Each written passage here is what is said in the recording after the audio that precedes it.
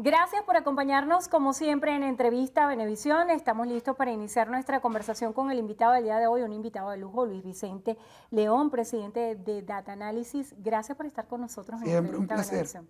Interesantes temas que analizar, sobre todo la revisión del panorama internacional, la situación de conflicto entre Rusia y Ucrania, las distintas lecturas que hay, saber si la OTAN tomará parte o no de este conflicto será determinante para definir el impacto global de esta situación de tensión que tiene en vilo a la humanidad y sobre todo analizar las repercusiones que este conflicto tiene para Venezuela.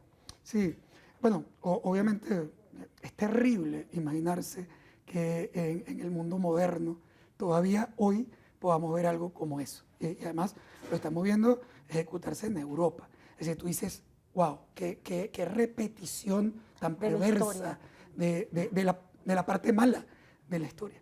Y bueno, uno piensa que el mundo ha ido evolucionando y con tantas cosas, educación, formación, información.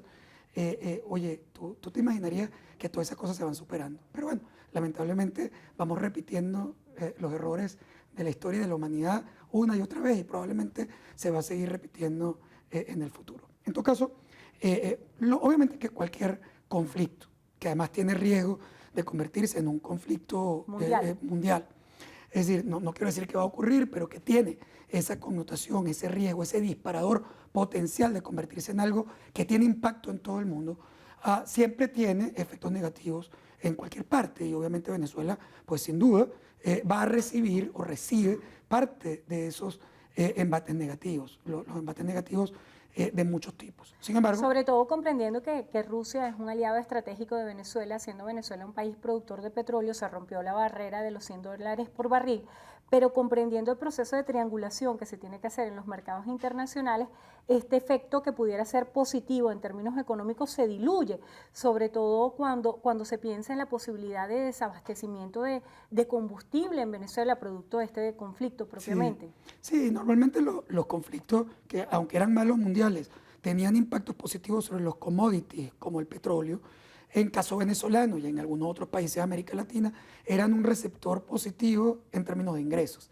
Porque obviamente al dispararse el precio del petróleo, los países petroleros tienen una ventaja. Se les hace incluso aceptable recuperar algunas inversiones que uno pensaría hace apenas semanas que era imposible que Venezuela cometiera. Con esos niveles de precio, pues se hace interesante otra vez invertir para recuperar algunos pozos y eso de alguna manera podría tener ciertos estímulos. Pero tienes un impacto negativo en contraprestación, que es la relación tan fuerte entre el gobierno de Rusia y el gobierno de Venezuela. Esa relación que genera que, número uno, tú te coloques en la acera del frente de la mayoría de los países occidentales, de Estados Unidos, de Europa, incluso de países como Japón. Todos esos elementos, al colocarte al frente, y además colocarte al frente solito, porque no es que el mundo se dividió en dos grandes toletes.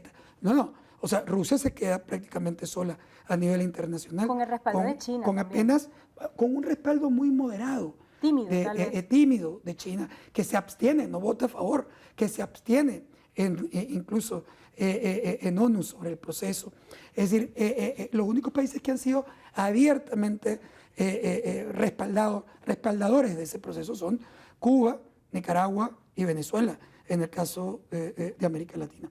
Entonces, claro, tú te quedas como en un foco que tiende a agriar, o uno podría pensar que tiende a agriar la relación que ya es mala entre Venezuela o el gobierno de Venezuela y el gobierno de los Estados Unidos y también el tema europeo, en un momento en el que tú realmente necesitas resolver problemas por negociación. O sea que el impacto, yo diría, más complejo es el impacto que eso puede tener en dos aspectos. El primer aspecto ya lo mencionaste, la relación de Rusia con Venezuela no es solo una relación diplomática, hay una relación económica. Y una relación comercial que va desde lo más macro hasta lo micro, como lo es el turismo. Recientemente estuve en Margarita y veía que los menús estaban impresos en español, inglés y ruso por la recepción de turismo de ese país que se va a ver impactada en los próximos días. Absolutamente, y sobre todo en todo el tema de hidrocarburos, en la producción de gasolina que se ha ido levantando. Venezuela está produciendo gasolina y una parte muy importante del consumo interno se ha rescatado en producción local. Pero esa producción local, aunque es producción de gasolina venezolana, es una producción que se hace con diluentes, con partes, con piezas, con tecnología, donde Rusia tiene un papel importante. Y lo otro es que una parte importante de los ingresos petroleros de Venezuela, que han venido creciendo de una manera significativa. Recordemos que los precios del petróleo se han casi cuatruplicado desde el año 2020, pero además la producción de petróleo venezolano se ha duplicado, producto de ese apoyo, pero también la colocación de productos, digamos, evadiendo sanciones, tiene una parte de apoyo de Rusia y de los aliados de Rusia. Entonces, todo eso... Y la caída en el mercado financiero de Rusia complica. tiene un impacto sin duda en lo que es la economía local. Absolutamente. Ahora, esa es la parte negativa. Hay unas partes también de oportunidad que siempre ocurre, como todo en la vida, hay riesgos y oportunidades vinculadas a esos procesos. Por ejemplo, en este momento, cuando ha sido tan difícil rescatar las negociaciones sobre que permitan, por ejemplo, la producción de las empresas privadas, no me refiero a PDVSA, me refiero a la producción privada de petróleo en Venezuela, en el caso de las empresas transnacionales occidentales que producen petróleo, que producen gas en Venezuela y que están muy limitadas en este momento por las sanciones internacionales. Si tú miras el mapa internacional, tú dirías que uno de los factores más importantes que va a tener el gobierno de Biden en este momento es tratar de evitar un crecimiento severo en los precios del petróleo que afecte el precio de la gasolina, porque eso es hiper impopular en los Estados Unidos. Pero ya anunció la liberación de parte de la reserva que tenía Estados Unidos en petróleo. Claro, tú vas a liberar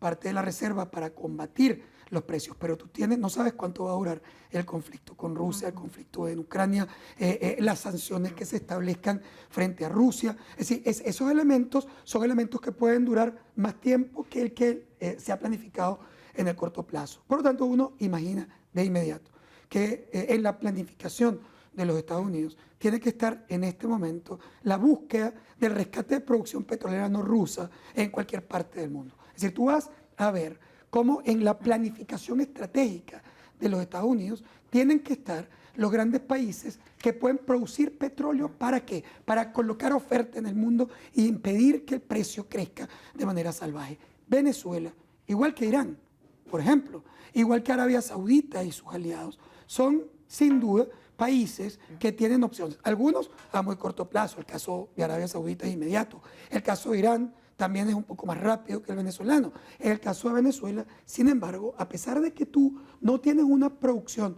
suficientemente grande, lo que sí es verdad es que Venezuela es, de todos los países del mundo, el que tiene la mayor capacidad de producir, de incrementar su producción rápidamente, de responder muy rápido a inversiones en el mercado petrolero, porque tú no tienes que construir ni los tubos, ni los pozos, tú tienes que perforar, porque todo lo demás está ahí. Además, ha producido hasta 3 millones de barriles en el pasado y lo que tienes es que reinvertir, y eso tiene que ser un elemento importante. En un mundo globalizado como el de hoy es casi ingenuo pensar en las casualidades.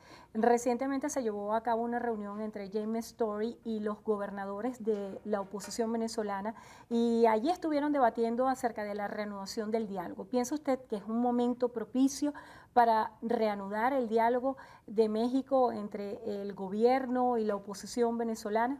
Mira, el momento nunca ha dejado de ser propicio. Lo que pasa es que ha sido complejo avanzar, los intereses bloquean procesos de negociación. Por cierto, no solamente el venezolano, los procesos de negociación entre partes en conflicto siempre son muy difíciles, complicados, y por supuesto que pueden eventualmente entrar, salir, reventar, se separan de la mesa, regresan. O sea, son elementos naturales de un proceso como este. En este momento no estamos en el mejor punto de la negociación. En efecto, uno podría pensar que es incluso difícil que el gobierno venezolano estuviera dispuesto a sentarse de nuevo en México, porque no siente, primero, que tenga una amenaza creíble frente a él, y por otro lado, tampoco cree que lo que la oposición pide a cambio de lo que él necesita, él esté dispuesto a entregarlo. Por lo tanto, hay como un conjunto vacío Pero en las esa negociación. sanciones siguen siendo la piedra angular de toda la negociación entre gobierno y oposición. La posibilidad de elegir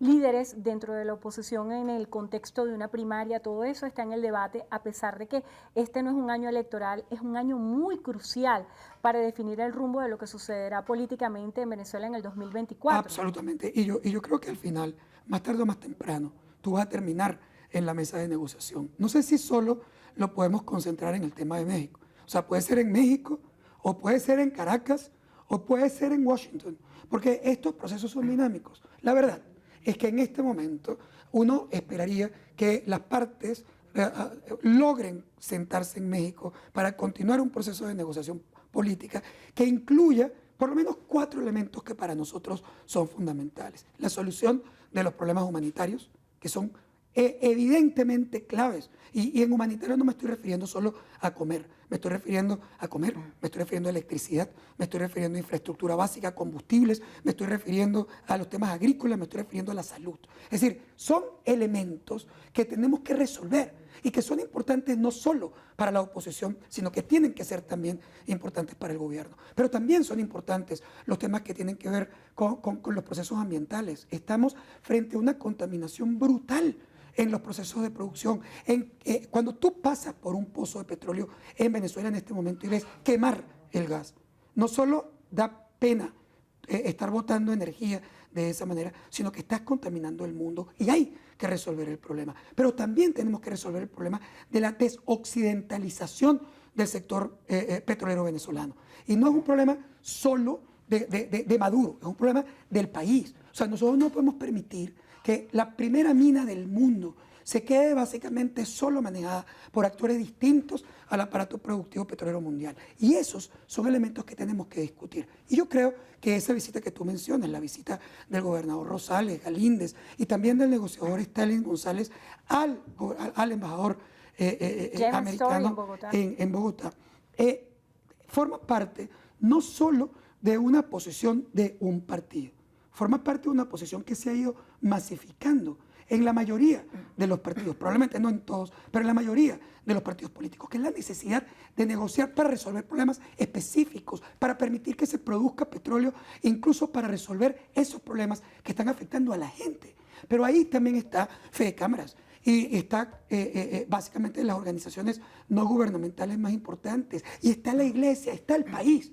O sea, esto no es un elemento de gobierno y oposición. Esto es un elemento de Venezuela que quiere rescatar su capacidad para construir el país donde debe vivir. Hay un dato muy interesante y es conocer cómo está el liderazgo de la oposición venezolana. Esta reunión da señas también de que pudieran estar renovándose los interlocutores internacionales que dan la cara por la oposición venezolana. Quisiera conocer de la boca de las encuestas, de los estudios de opinión, ¿qué dice Data Análisis acerca de los liderazgos en Venezuela? Sí, son elementos un tanto distintos. Los negociadores en la plataforma unitaria que van a México representan un tema mucho más integral. Ahora, los líderes políticos evidentemente presentan, y me refiero a todos, de gobierno y de oposición, presentan un problema terrible de conexión popular. Ningún líder en Venezuela tiene una conexión significativa y llega el momento en el que ocurre algo